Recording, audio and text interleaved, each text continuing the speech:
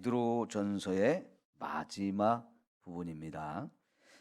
끝 인사라고 보통 얘기하는데, 우선 여기 보면 신실한 형제로 아는 실루아노로 말미암아 너에게 간단히 썼다 그랬어요. 이 실루아노, 줄여서는 신라라고 이렇게 불려지는 사람입니다. 우리 영어 이름을 보면 조금만 길어도 그 이름을 줄여 가지고 부르는 경우가 많거든요. 근데 지금 이 실로아노라고 불리던 사람도 줄여서 신라라고 이렇게 많이 불렸던 것 같은데요. 우리도 신라라는 이름을 더 많이 익숙하게 알고 있을 거예요. 이 사람은 바울과 바나바가 1차 선교 여행을 떠날 때 함께 갔던 사람인데, 요 바울과 실라 그리고 바나바와 마가, 요 네 사람이 한 팀이 되어서 첫 번째 선교를 떠났었죠. 그런데 이 지중해에 있는 키프루스라고 하는 섬을 지나서 터키 지역으로 이제 상륙을 해서 육지로 이제 내륙 깊숙이 복음을 전하며 들어가다가 높은 산맥을 만나 가지고 그 산을 넘어서 이제 선교를 하러 가야 되는데, 거기에는 소문에 강도도 많다 뭐 이런 소문이 많이 있었던 것 같아요. 막 그런 이야기를 듣고 마가라고 하는 사람이 나는 못 가겠다 하면서 나는 그냥 집에 갈래 하면서 선교하러 갔다가 중간에 돌아서 가지고 그냥 집으로 돌아간 거예요. 그래서 결국은 이제 바울, 바나바, 이 실라 세 사람이 계속해서 선교 여행을 가고 마가는 이제 돌아간 적이 있었는데, 그 일로 인해서 바울이 굉장히 마음에 상처를 받고 그 마가에 대해서 좋지 않은 감정을 가졌었던 것 같아요. 1차 선교 여행을 다 마치고 돌아와서 이제 잠시 쉬었다가 다시 이제 2차 선교 여행을 가기로 하고 다시 시작을 하려고 하는데, 이때 마가가 또 가겠다고 나섰던 것 같아요. 그러니까 바울 입장에서 저렇게 신실하지 않은 사람, 이번에 또 가서 어려움 당하면 또 돌아갈까? 그러면 이렇게 팀을 꾸려서 갔는데 한 사람이 빠지고 이렇게 되면 그 선교 여행을 하는 중에 여러 가지 어려움들이 있으니까 이 사람은 안 되겠다. 바울이 거절을 했어요. 근데 바나바가 사실은 바나바하고 마가하고는 외삼촌과 조카 사이, 인간적으로 그런 사이거든요. 그 바나바도 굉장히 부유한 집안이었고 마가의 집안도 굉장히 부유한 집이었던 것 같아요. 여러분, 마가의 다락방, 그게 이제 이 마가라는 사람의 집인데, 그 집에 다락방이 몇 명 정도 들어가서 기도를 했어요? 120명 정도 들어가서 기도를 했는데, 그렇다고 하면 그 집이 꽤 큰 집이라고 봐야 돼요. 그죠?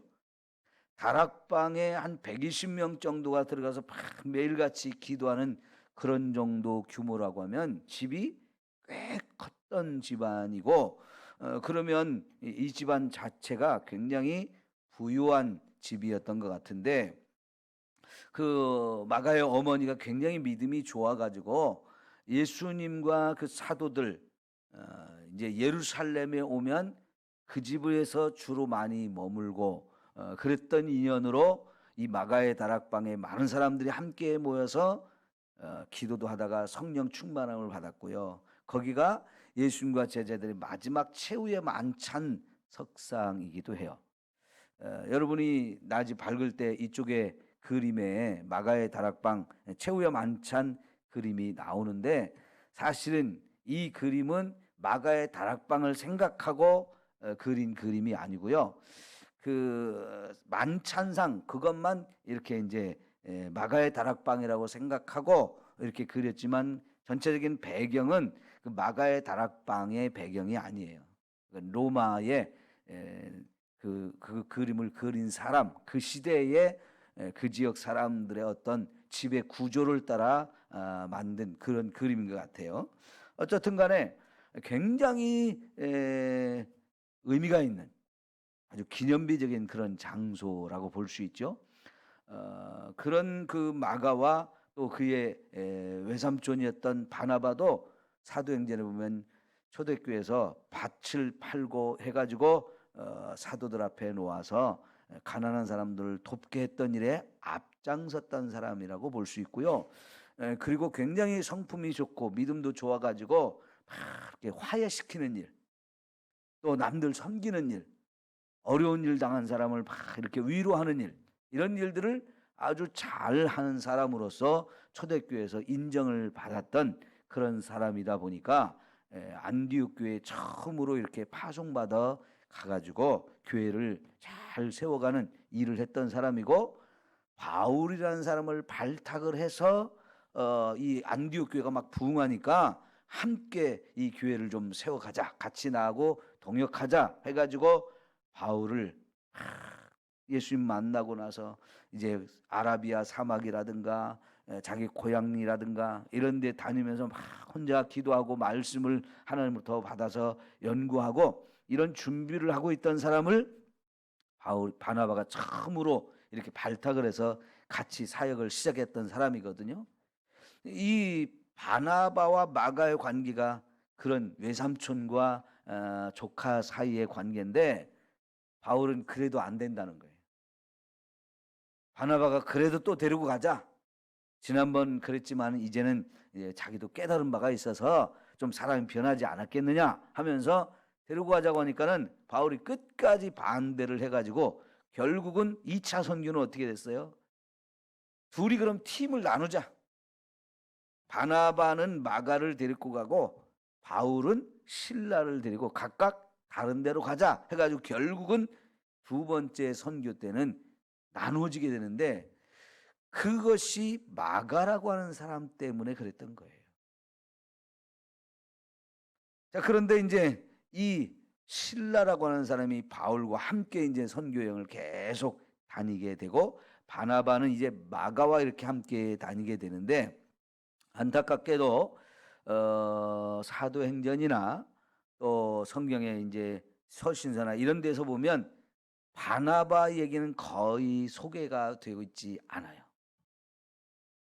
계속 바울 중심으로 사도행전이 이제 끝까지 가고, 또 바울이 편지를 이렇게 여러 권을 쓰다 보니까 바울 얘기만 이제 서신서에 많이 있습니다만은 바나바 얘기는 거의 빠지게 돼요. 그러나 어쨌든 이 바울과 함께 다니던 이 실로아노라는 사람이 지금 누구하고 함께 있다고요? 베드로와 함께 하고 있는 거예요. 그러면서 이 실로아노가 베드로와 함께 있으면서 무슨 역할을 했냐면, 지금 이 베드로가 터키에 있는 교회들에게, 성도들에게 편지를 보낼 때 베드로를 대신해서 이 편지를 대필해 주는 이런 일을 한 거예요. 지금 소개한 것이 바로 그겁니다.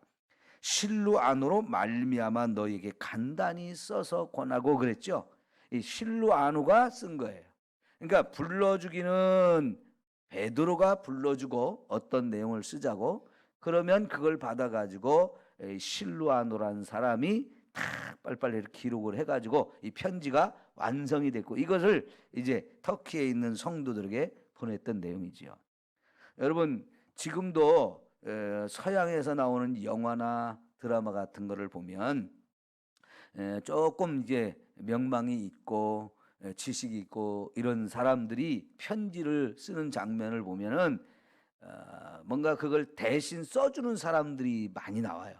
근데 이게 이제 유럽 쪽에 어떤 하나의 오래된 문화인 것 같아요.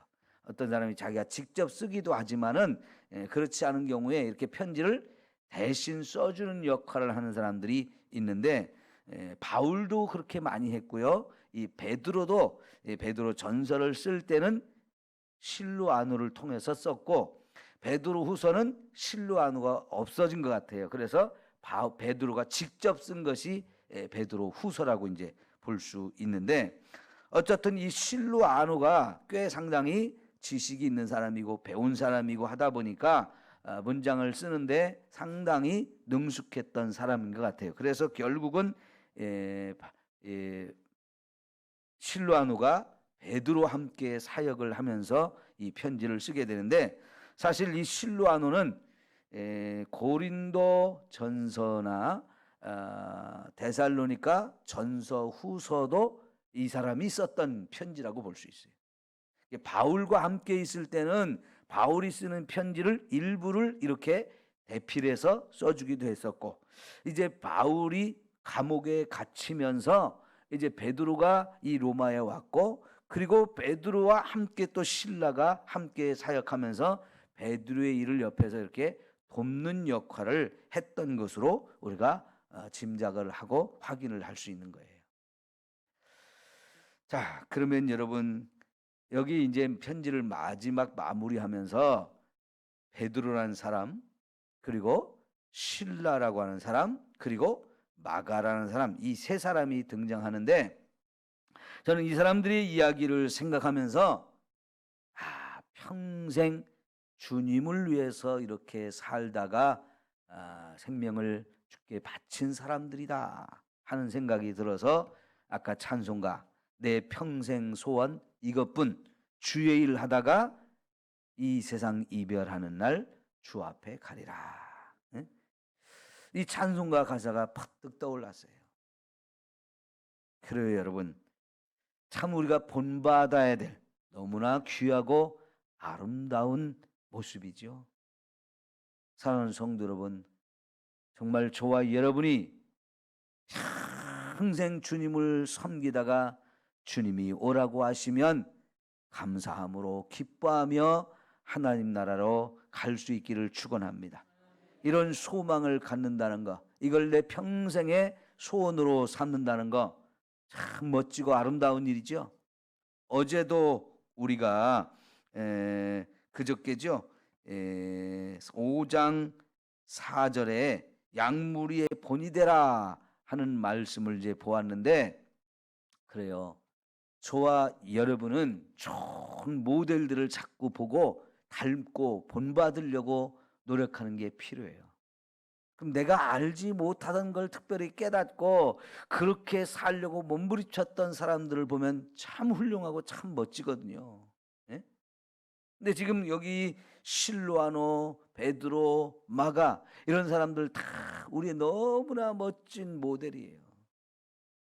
이 편지가요, AD 한 64년에서 68년 요 사이에 어느 해인가 쓰여졌다라고 얘기를 합니다. 그러면은 이 바울과 베드로가 죽음을 당한 그 해가 AD 68년이거든요. 죽기 몇 년 전에 이 편지가 쓰여지고, 또 이제 다음 내일부터 볼 베드로 후서는 이 편지가 쓰여지고 나서 한 2, 3년 후에 또 쓰여진 거라고 얘기를 하거든요. 그러면 이제 베드로 후서에도 보면은 자기가 죽을 때가 다 됐다는 얘기를 해요. 베드로도. 그래서 이 베드로 후서가 굉장히 늦게 쓰여진, 한 68년이 거의 다 돼가는 그런 즈음에 쓰여진 편지라고 볼 수 있는데, 이 사람들 이제 거의 다 이제 죽음을 앞두고 있는 사람들이에요. 그런데 평생 주님을 위해서 참 멋지고 아름답게 쓰임받다가 간 사람들이라고 볼 수 있어요. 이제 마가에 대해서도 우리가 잠시 생각을 해보면, 마가라는 사람이 아까 첫 번째 선교여행, 참 우리가 역사적으로 보면 대단히 큰 의미가 있는 굉장히 중요한 사건이에요.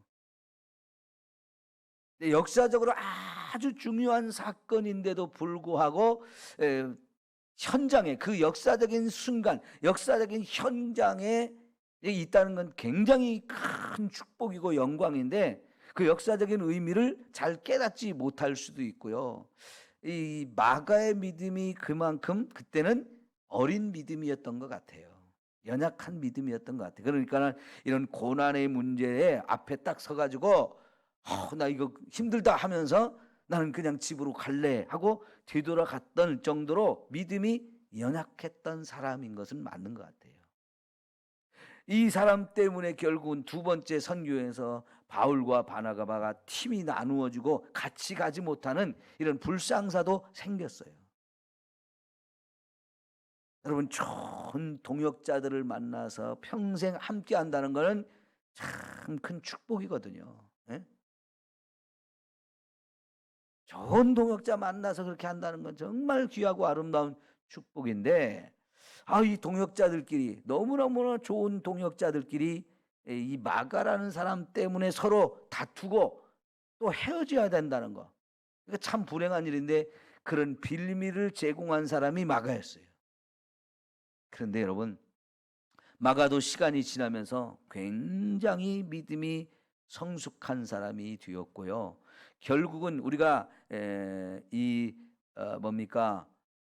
바울의 편지를 읽다 보면 그런 구절이 나와요. 디모데 전서였나요? 후서였나요? 거기 보면 바울이 디모데에게 편지를 보내는 그 중간에 마가를 좀 데려오라고 하는 얘기를 해요. 그 마가가 나한테 아주 유익한 사람이다라고 하면서 마가를 꼭 데려오라고 그런 얘기를 하거든요. 그러니까 결국 바울과 마가 사이도 화해가 이루어지고, 그죠? 화해가 이루어지고 이 마가가 바울을 또 잘 돕는 역할을 했던 사람이라는 걸 볼 수가 있어요. 근데 뿐만 아니라 지금은 베드로 옆에 있으면서 함께 또 베드로를 돕고 있는데, 여기 13절에 베드로가 마가를 뭐라고 표현하고 있어요? 내 아들 마가, 이렇게 표현하잖아요. 그만큼 베드로하고 마가도 굉장히 친한 이런 관계였던 것을 볼 수 있는데, 바울이 자기 아들이라고 했던 사람이 누구예요? 디모데죠, 그죠? 바울은 디모데를 자기 아들로 생각하고 내 아들 마가 디모데야, 이런 표현을 쓰는데, 지금 베드로는 마가를 자기 아들이라고 소개를 하는 걸 보면 베드로와 마가가 굉장히 친한 관계였던 걸 볼 수 있어요.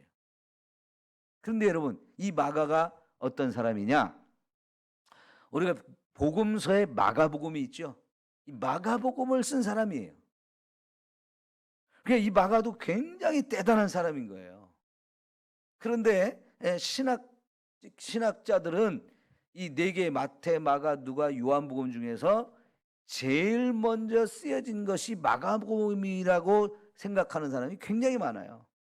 일부는 마태복음이 더 먼저 쓰여졌다, 이렇게 얘기하는 사람도 있지만, 그러나 훨씬 더 많은 사람들은 이 네 개의 복음서 중에서 마가복음이 제일 먼저 쓰여졌다고 얘기를 하고, 그 마가복음을 보고 마태복음도 기록하고 누가복음도 기록했다라고 얘기해요. 그래서 마태, 마가, 누가복음은 공관복음서라고 얘기하죠. 왜냐하면 그 내용이 많이 비슷하기 때문에 그래요. 이야기 전개 과정도 거의 비슷한 구조로 진행이 되어지기 때문에 이 세 개를 공관복음서라고 얘기를 하는데, 여러분, 그 마태, 마가, 누가 중에 마태는 예수님의 사도 중에 한 명이에요. 마가와 누가는 사도는 아니지만 이 마태는 예수님의 사도 중에 한 명이거든요. 그런데 그 예수님의 사도인 마태가 마가가 쓴 복음서를 보고 그걸 내용을 상당히 많이 인용을 하면서 마태복음을 썼다, 이렇게 주장을 하기 때문에, 또 어떤 사람들은 에이, 사도가 어떻게 그럴 수 있느냐라고 하면서 이제 마태복음이 더 먼저 쓰여졌다고 하는 사람도 있는데, 사실은 훨씬 더 많은 신학자와 목회자들이 마가복음이 더 먼저 쓰여졌다고 해요. 그 정도로 마가가 복음서를 썼다는 건 굉장히 중요한 일이거든요. 그런데 그 복음서를 이 마가가 어떻게 썼느냐? 그 배경에 베드로가 있다는 얘기예요. 베드로.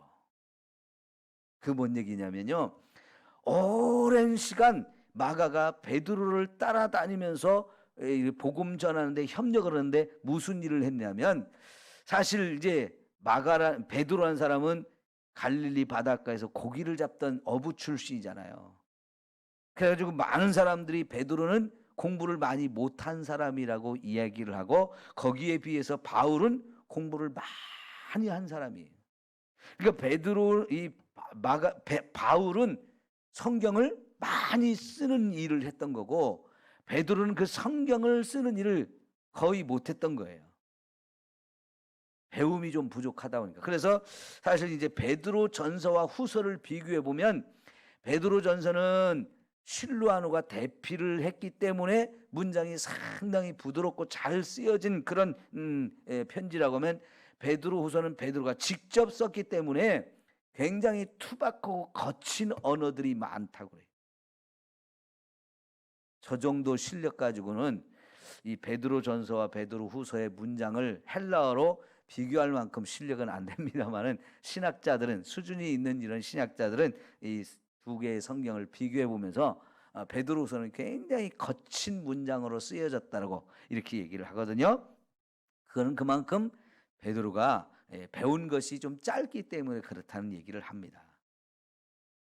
그래서 사실은 베드로가 여기저기 많이 선교를 다닐 때 헬라어로 이렇게 설교를 해야만 했는데, 이 갈릴리 어부 출신인 베드로는 헬라어를 그렇게 능숙하게 잘 못한 것 같아요. 그래서 이 마가가 따라다니면서 통역을 한 역할을 했다고 그래요.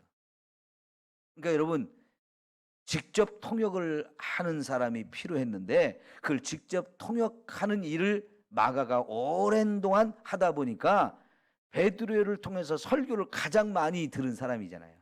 자기 입으로 그 설교를 그대로 통역했던 사람이기 때문에. 그래서 그렇게 설교를 통역하고 나서는 그 베드로가 설교한 내용을 자꾸 메모하고 이렇게 해놨다가 결국 그것을 가지고 마가복음을 썼다 하는 얘기를 사람들이 하거든요. 그렇다면 이 마가와 베드로는 정말 중요한 단짝으로 아주 파트너가 돼가지고 오랫동안 함께하면서 베드로를 도왔기 때문에, 베드로 입장에서는 자기가 선교를 다닐 때 가장 중요한 사람, 가장 필요한 사람이었고, 그래서 자기 아들이라고 이렇게 말하고 있는 거죠. 저는 이 베드로나 실라나 마가 이런 사람들이 정말 평생 주님을 위해서 살다가 기꺼이 하나님 앞에 자신들의 생명을 드릴 수 있는 이런 사람들이었다라고 생각이 돼요. 그래서 이런 사람을 우리가 본받자 하는 얘기예요. 여러분, 이제는 여러분들이 다 연세가 드셔서 우리에게 이제 죽음이 온다는 사실을 다 준비해야 되는 사람들이잖아요. 그럴 때 이왕이면 내가 죽을 때도 고통을 많이 받지 않고 죽었으면 좋겠다. 아픔을 많이 겪지 않고 죽었으면 좋겠다. 자식들에게 좀 부담을 주지 않고 죽었으면 좋겠다. 예수 믿는 사람으로서 죽을 때도 아름답게 죽었으면 좋겠다. 그런 소망을 다 갖고 있잖아요. 그러면 그것을 위해서도 우리가 늘 기도하면 반드시 그렇게 되어질 줄 믿습니다. 그러나 그보다 더 중요한 것이 있어요. 뭐예요? 주님이 나를 부르실 때까지는 최선을 다해서 주님의 일들을 하자 하는 거예요. 여러분, 5장 베드로전서 5장 이 첫 부분에서 마지막 날에 우리가 해야 될 여러 가지 일들을 우리가 이제 권면을 받고 있을 때, 여러분 특별히 4장 10절 11절 보면 하나님이 우리에게 은사를 주신 것 그대로 하나님께 열심히 봉사하라는 얘기가 나왔었거든요. 그 5장에서도 서로 겸손으로 허리를 동이며 겸손으로 섬기라는 얘기를 해요. 여러분, 그래요. 저와 여러분은 이 땅에 살면서 구원도 받았지만 사명도 받은 사람들이, 그 사명을 끝날까지, 내 생명이 다하는 날까지 나 이 사명을 감당하다 가면 좋겠다. 이게 저와 여러분의 소망이 되었으면 좋겠다는 얘기죠. 여러분, 정말로 하나님이 우리를 멋지게 써주시고 나도 최선을 다해서 충성하고 하나님의 영광을 위해 산다는 것, 얼마나 멋진 얘기예요. 여러분 오늘쯤에는 우리 카톡에 여기다가 유튜브 동영상을 제가 하나 소개해 올리려고 하는데요. 여러분 꼭 찾아서 좀 보시면 좋겠는데, 이희돈 장로님이라고 계셨어요. 미국의 9.11 그 사태가 일어나서 세계무역센터가 막 비행기가 2대가 와서 들이받아가지고 두 채가 다 무너지던 그 사건이 있을 때, 거기가 세계무역센터인데요. 그 세계무역센터에서 전 세계 무역기구의 수석 부회장으로 계시던 분이 우리 한국 사람이거든요. 그분이 이희돈 장로님이에요. 얼마 전에 돌아가셨는데요. 우리 나이로 63세였는데 그분의 간증 동영상을 하나 올려드리려고 해요. 근데 인터넷에 그 유튜브에 여러분이 계속 찾아보시면 이 장로님의 간증이 굉장히 많이 여러 개가 나오거든요. 너무너무 은혜가 돼요.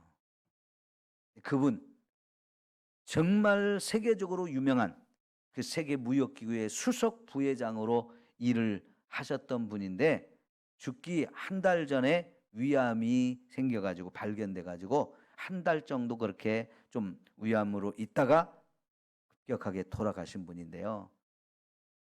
야, 그렇게 죽기까지 얼마나 하나님 앞에 영광 돌리며 충성을 많이 했는지, 하나님의 은혜와 하나님의 사랑도 너무너무 많이 경험하신 분이고요.